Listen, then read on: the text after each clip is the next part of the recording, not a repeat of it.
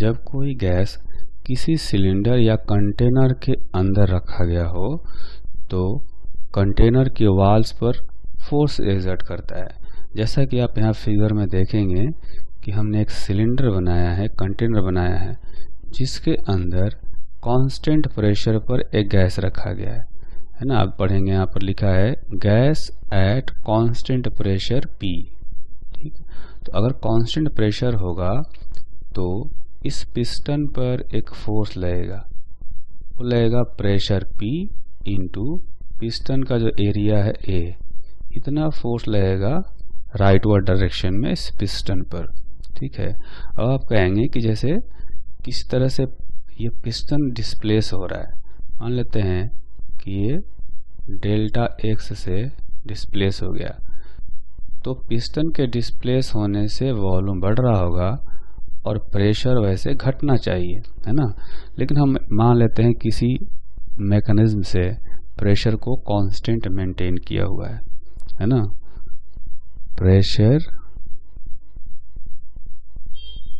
Is maintained eight P by some mechanism। ठीक है, तो प्रेशर को हमने कांस्टेंट P प्रेशर मेंटेन किया हुआ है। अब जो है आप देखेंगे कि ये P इंटू ए फोर्स लगा पिस्टन पर और ये डेल्टा x से डिस्प्लेसमेंट हो गया। तो जो भी हम लोग मैकेनिक्स में जानते हैं वर्क डन, तो वो ये जानते हैं कि वर्क डन बाय गैस, क्योंकि जो फोर्स है वो गैस ही लगा रहा है P इंटू ए, उसको हम लिखते हैं फोर्स इंटू डिस्प्लेसमेंट। तो फोर्स है P इंटू ए इंटू डेल्टा x डिस्प्लेसमेंट हो गया। तो हम लोग ऐसे लिख सकते हैं P into area into delta x। तो P तो प्रेशर है और A इंटू डेल्टा x जो है वो आप देखेंगे कि कंटेनर का या गैस का जो वॉल्यूम चेंज हुआ वो है ना। ये एरिया है पिस्टन का A और डेल्टा x डिस्प्लेसमेंट हो गया। तो ये जो भी आएगा वॉल्यूम, ये एक्चुअली में चेंज इन वॉल्यूम हो गया, है ना।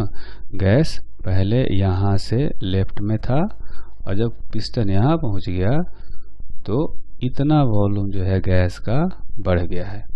तो ये कह सकते हैं कि P इंटू ए इंटू डेल्टा x को लिख सकते हैं डेल्टा V, है ना। इस तरह से लिखा जा सकता है। तो work done by gas at constant pressure is equal to pressure, constant pressure जो होगा इंटू V2 माइनस V1, ये हो जाएगा। तो work done is equal to P into V2 minus V1, ऐसे लिख सकते हैं।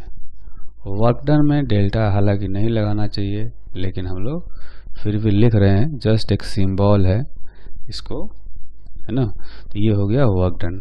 अगर आइडियल गैस इक्वेशन को यूज़ करेंगे, आइडियल गैस इक्वेशन को यूज़ करेंगे तो इसको हम लिख सकते हैं NR into T2 minus T1। वो इसलिए जब प्रेशर कांस्टेंट हो तो PV1 is equal to NR T1 हो जाएगा और साथ में PV2 is equal to NR T2 भी हो जाएगा। तो हमने यही रखा, वहाँ पर PV2 की जगह पर NR T2 रख दिया और PV1 की जगह पर NR T1 रख दिया। तो कांस्टेंट प्रेशर हो तो वर्क डन बाय गैस इतना लिखा जा सकता है। ठीक, अब इसमें नोट करने वाली बात यह है कि आप देखेंगे कि V2 जब बड़ा होगा V1 से तो वर्क डन पॉजिटिव आएगा, V2 क्या है, फाइनल वॉल्यूम है, और V1 इनिशियल वॉल्यूम है। इसका मतलब कि जब भी गैस एक्सपेंड होगा तो पॉजिटिव वर्क होगा, है ना। तो ये कह सकते हैं whenever gas expands, work done by gas is positive. ठीक, तो इस तरह से अगर कहें कि कंप्रेस जब होगा तो फाइनल वॉल्यूम कम हो जाएगा और डेल्टा डब्ल्यू नेगेटिव आएगा। तो ये भी कहा जा सकता है कि whenever gas is compressed then work done by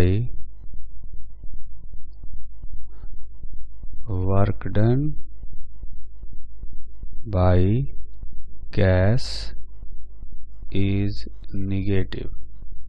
ठीक, तो ये 2 पॉइंट ध्यान रखेंगे। और थर्ड पॉइंट ये है कि there is difference between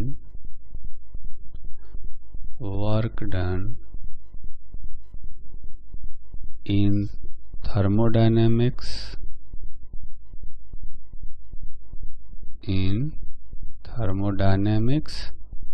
and work done in mechanics. हमने मैकेनिक्स में भी वर्क डन पढ़ा था और थर्मोडायनेमिक्स में भी वर्क डन हम लोग पढ़ रहे हैं। दोनों में फ़र्क ये है कि थर्मोडायनेमिक्स में हमेशा जो वर्क होता है वो सराउंडिंग प्रेशर के अगेंस्ट होता है ना। In thermodynamics work done by gas is always against surrounding pressure, है ना। सराउंडिंग का मतलब यहाँ पर ये है कि एक तो एटमॉस्फेरिक प्रेशर हो सकता है। सराउंडिंग का मतलब एटमॉस्फेरिक प्रेशर, और अगर स्प्रिंग फोर्स है, स्प्रिंग लग रहा है तो स्प्रिंग फोर्स भी हो गया। और जो ग्रेविटेशनल फोर्स है, अगर पिस्टन का कोई मास है, mg फोर्स लग रहा है, तो वो ग्रेविटेशनल फोर्स के कारण से जो प्रेशर आ रहा होगा उसको भी सराउंडिंग प्रेशर में हम लोग काउंट करते हैं। तो ये सारे फोर्सेज के अगेंस्ट जो है वो गैस वर्क करता है। अगर ये सराउंडिंग प्रेशर नहीं हुआ तो गैस कितना भी एक्सपेंड हो जाए कोई भी वर्क नहीं होता है ना। तो ये कहा जा सकता है in the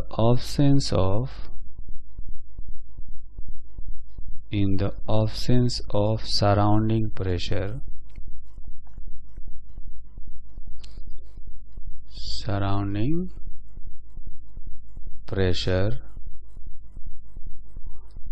work done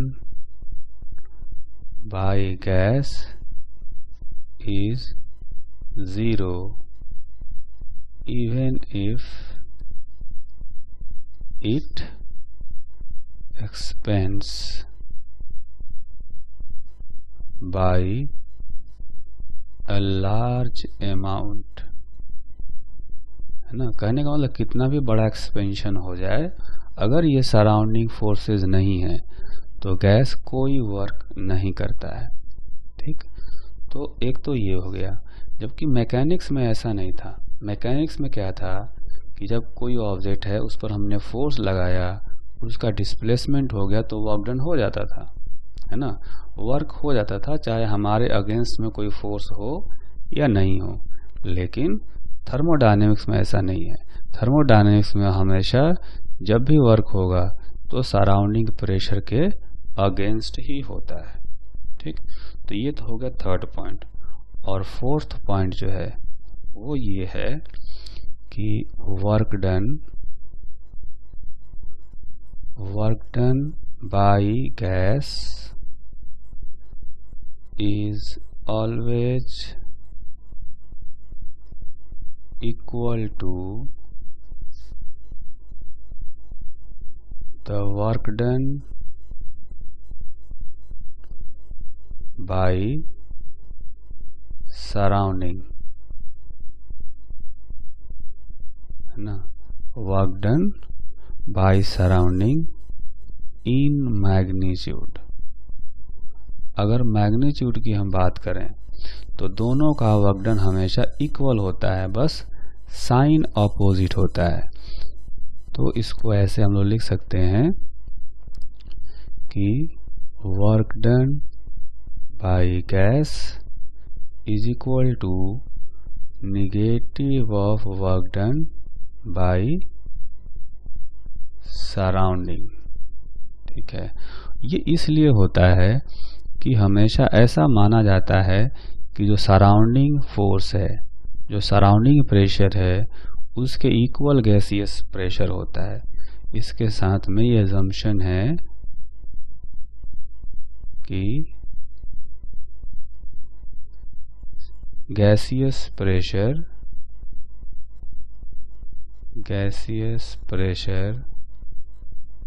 is always equal to surrounding pressure, है ना।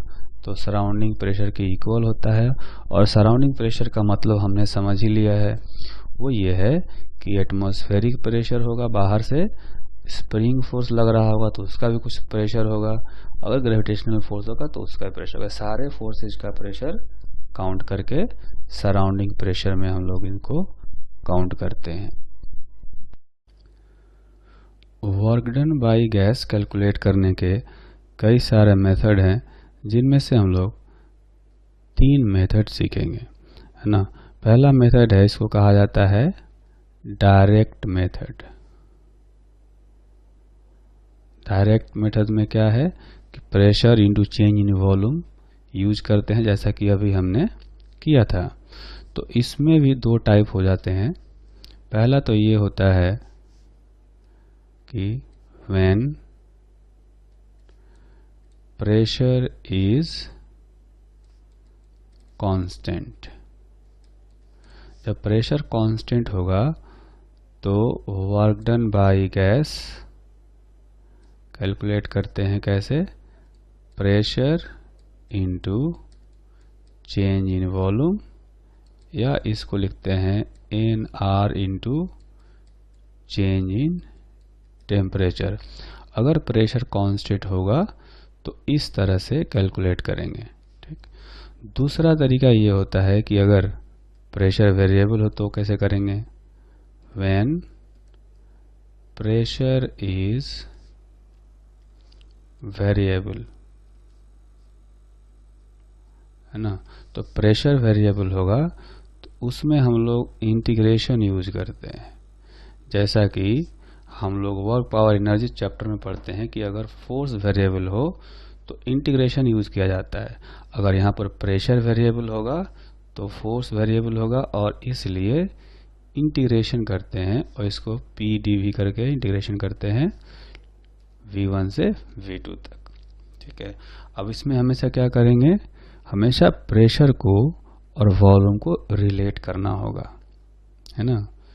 तो क्या करेंगे यहाँ पर, eliminate the pressure by using the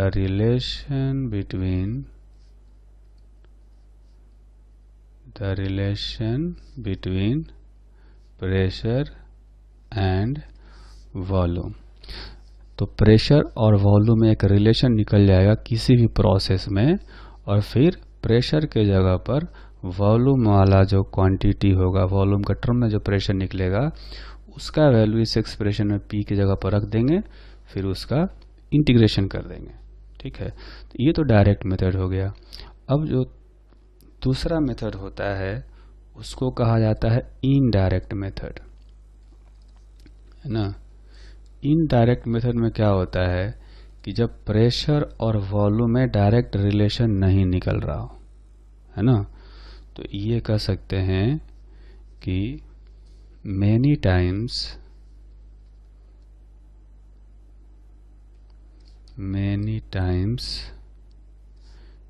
it is not possible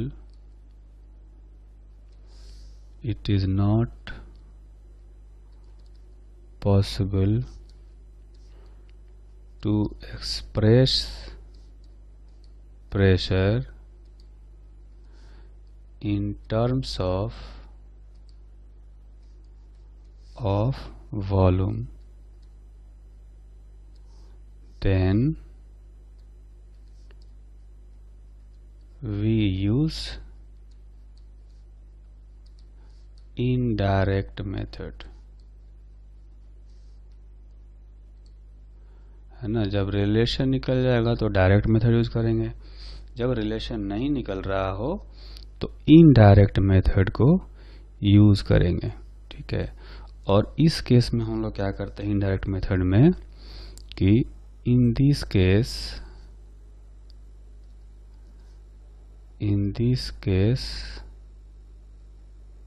work done by gas and other forces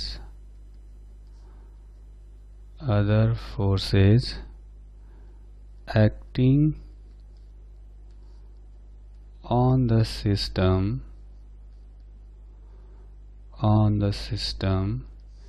is equal to change in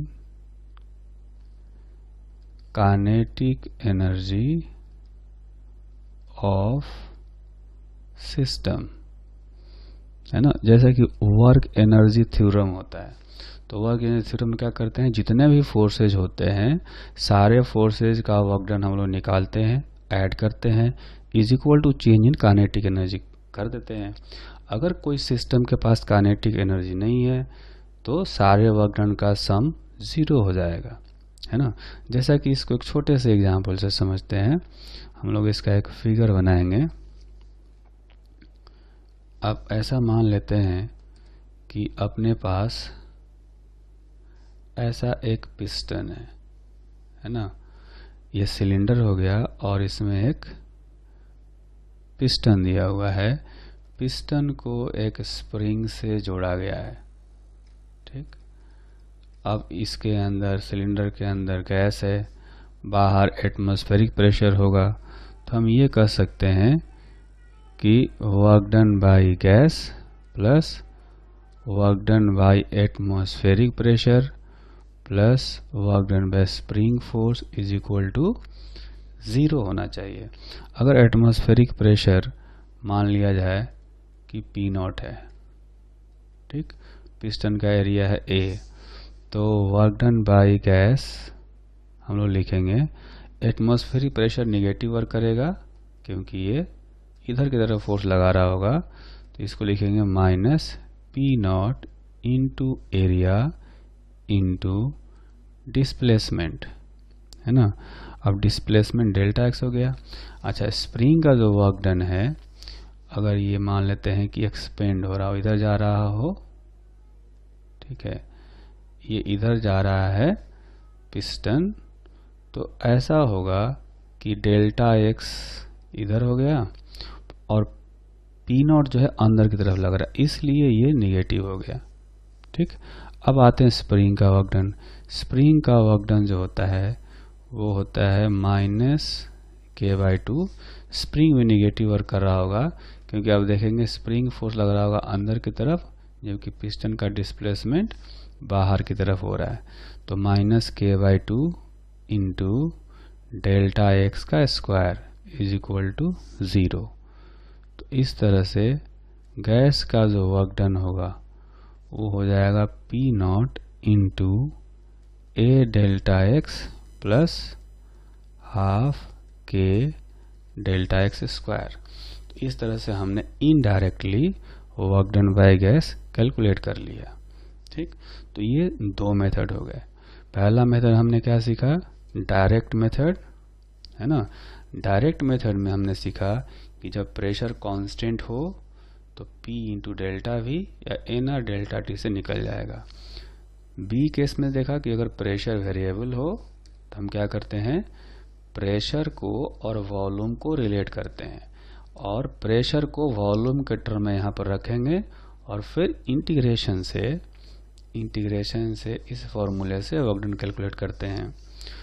और जो second method हमने सीखा, इनडायरेक्ट मेथड, इसमें हमने ये सीखा कि जितने भी फोर्सेज लग रहे होंगे पिस्टन पर या सिस्टम पर, सारे फोर्सेज का वर्क डन ऐड करके is equal to change kinetic energy कर देंगे, जैसा कि हमने यहाँ पर इस छोटे से एग्जाम्पल में किया है ना। इसमें work done by gas, work done by atmospheric pressure और work done by spring force सब मिलाकर के 0 कर दिया। ठीक, और जो थर्ड मेथड होता है उसको कहा जाता है ग्राफिकल मेथड, है ना। इसको कहा जाता है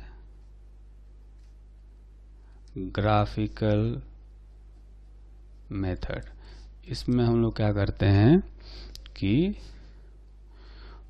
पीवी जो डायग्राम होता है उसको यूज किया जाता है। PV graph is used to calculate the work done by gas, work done by gas. अब कैसे यूज करते हैं, तो हम लोग एक ग्राफ बनाते हैं, पीवी ग्राफ, है ना। तो ये हो गया पी एक्सिस वाई एक्सिस पर और एक्स एक्सिस पर हम लोग रखेंगे वी। ठीक, अगर कोई कर्व है यहाँ पर, है ना, ग्राफ मान लेते हैं ये है, तो इस ग्राफ का जो एरिया होगा, है ना, ये एरिया निकालना हो तो कैसे निकालें, area of graph is equal to P into d V. जैसा कि आपको याद होगा कि ऐसा करते हैं कि अगर जब y और x का ग्राफ होता है ना, और एरिया निकालना होता है तो हम लोग इंटीग्रेशन करते हैं y dx से, एरिया निकालते हैं। उसी तरह से अगर पीवी ग्राफ हो और इस ग्राफ के नीचे का एरिया निकालना हो तो हम लोग क्या करेंगे, पी डी वी। जहाँ से जहाँ तक निकालना हो, अगर V1 से V2 तक निकालना हो तो उसके अंदर का लिमिट रख देंगे बीच में का।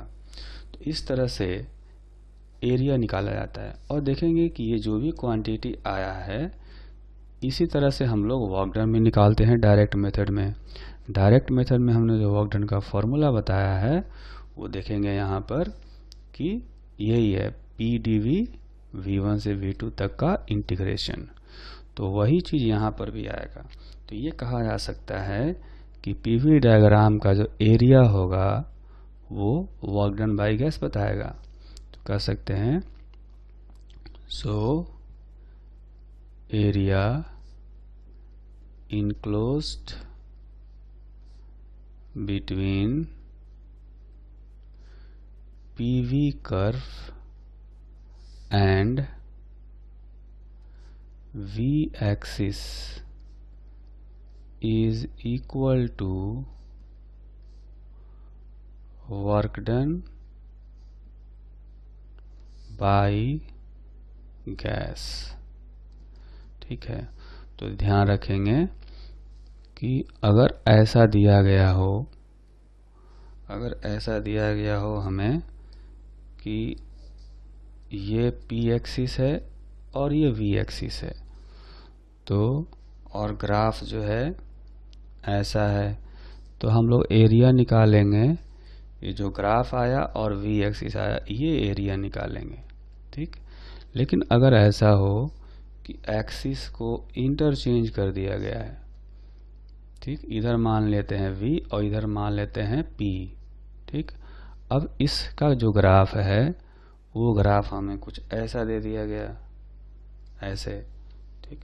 तो इसमें वर्क डन कैसे निकालेंगे, कौन सा एरिया लेंगे, तो ध्यान रखना है कर्व और v एक्सिस यानी कि ये एरिया लेना है हमें, ठीक है। यहाँ से v एक्सिस से एरिया निकालना है, क्योंकि कुछ हमने बताया यहाँ पर कि पीवी कर्व और v एक्सिस के बीच का एरिया हमेशा निकालना है। ये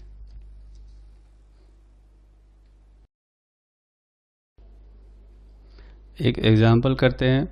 इस एग्जाम्पल में आप देखेंगे एक पीवी ग्राफ बनाया गया है। इस पीवी ग्राफ से जो प्रोसेस ए भी दिखाया गया है, ये इस प्रोसेस में work done by gas calculate करना है। तो हमें फाइंड करना है, find work done by gas in process A B. तो प्रोसेस ए बी में अगर वर्क डन निकालना हो पीवी ग्राफ से, तो जैसा कि अभी हमने थ्योरी पढ़ा था कि इस पीवी ग्राफ का एरिया कैलकुलेट करना पड़ेगा, है ना। तो work done by gas is equal to area enclosed between PV curve and V axis। तो PV कर्व कौन सा है, अब देखेंगे कि ये AB लाइन जो दिखाया गया ये अपना ग्राफ है, और V एक्सिस हो गया ये वाली लाइन। तो दोनों के बीच में जो एरिया इनक्लोज्ड है ना, ये जो ग्रीन लाइन से मैं शेडिंग कर रहा हूँ, ये वाला जो एरिया है, ये area work done by gas बताएगा, ठीक। तो इसका एरिया हमें निकालने के लिए क्या करना चाहिए, क्योंकि ये जो शेप बन रहा है ये एक ट्रेपेजियम है, तो ट्रेपेजियम का एरिया हम लोग कुछ इस तरह से कैलकुलेट करते हैं, हाफ इंटू पैरेलल साइड्स का सम। इस ट्रेपेजियम में दो पैरेलल साइड हैं, एक ये है और एक ये है। इस साइड का लेंथ होगा पी नॉट, है ना, और जो ये वाला साइड है राइट साइड, इसका लेंथ हो जाएगा 3 पी नॉट इनटू, तो ट्रेपेजियम का एरिया निकालते हैं हाफ पैरेलल साइड का sum into perpendicular distance between the two parallel sides. एक ये साइड है, एक ये साइड है, इनके बीच में जो परपेंडिकुलर सेपरेशन होगा वो हो जाएगा V naught, 2 V naught minus V naught. तो यहाँ पर रखेंगे वी नॉट, जो परपेंडिकुलर डिस्टेंस हो जाएगा। तो ये आ गया पी नॉट वी नॉट, साथ में पॉजिटिव आया। पॉजिटिव इसलिए क्योंकि आप देखेंगे कि इनिशियल वॉल्यूम जो है वो वी नॉट है और फाइनल है 2 वी नॉट। जैसा कि इस ग्राफ में एरो दिखाया गया है, वो बताता है कि इनिशियल स्टेट है ए और फाइनल स्टेट है बी। तो इनिशियल स्टेट में वॉल्यूम वी नॉट है और फाइनल स्टेट में वॉल्यूम 2 वी नॉट है। तो वॉल्यूम चूंकि इंक्रीज हो रहा है इसलिए वर्क डन पॉजिटिव आएगा, ठीक। ये तो हो गया पहला क्वेश्चन। उसके बाद एक और क्वेश्चन है ना।